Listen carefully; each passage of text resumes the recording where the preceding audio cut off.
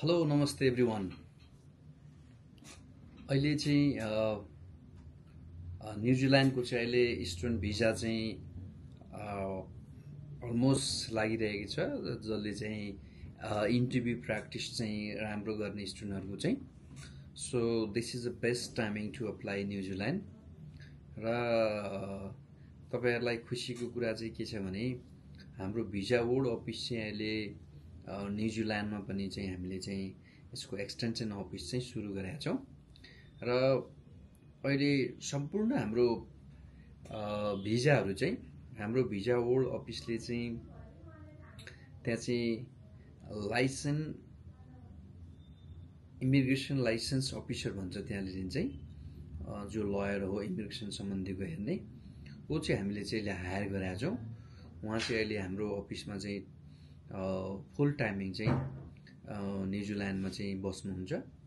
So all the हाम्रो भिजाहरू चाहिँ स्टुडेन्टको भिजाहरू चाहिँ यो हाम्रो एलआइए हुन्छ, लयर इमिग्रेसन लयर, उहाँले चाहिँ लज गर्नुहुन्छ। विभिन्न स्टुडेन्टको समस्याको केसहरू चाहिँ उहाँले नै हेर्नुहुन्छ। सो त्यो भएकोले गर्दाखेरि कुनै पनि समस्याहरू परेमा स्टुडेन्टको इन्स्ट्यान्टली सोल्युसन पनि हुन्छ। सो गाइज, तपाईँहरू चाहिँ न्युजिल्यान्ड चाहिँ अप्लाई गर्ने सोचमा हुनुहुन्छ भने चाहिँ एकदमै तपाईँहरूले चाहिँ दायाँ बायाँ केही नसोचिकन चाहिँ भिजा बोर्ड अफिसमा चाहिँ तपाईँहरूले चाहिँ कन्ट्याक्ट गर्न सक्नुहुन्छ हामीलाई। र जति पनि हाम्रो स्टुडेन्टहरू या त न्युजिल्यान्डमा अहिले भएर चाहिँ तपाईँहरू चाहिँ अप्ठ्यारोमा परिराख्नु भएको छ, त्यहाँनिर चाहिँ एलआइएले चाहिँ भेट्नुभन्दा अगाडि नै चाहिँ $1000 मागिरहेको हुन्छ स्टुडेन्टलाई चाहिँ, न्युजिल्यान्ड डलर। सो त्यो खालको समस्याबाट गुज्रिरहनु भएको छ र $1000 भनेको इट्स अ ह्युज अमाउन्ट।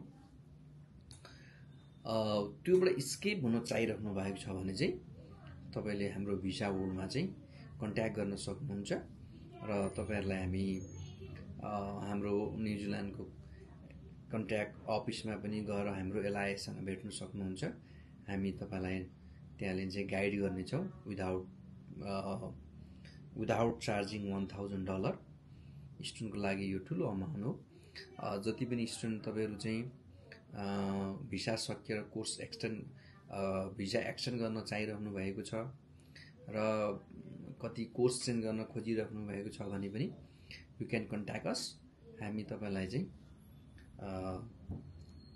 एकदमै रिजनेबल किसिमले तपाईँहरूको सोल्युसन गर्नेछौँ। हाम्रो एलआइएले चाहिँ हाम्रो लयरले चाहिँ गर्नेछ।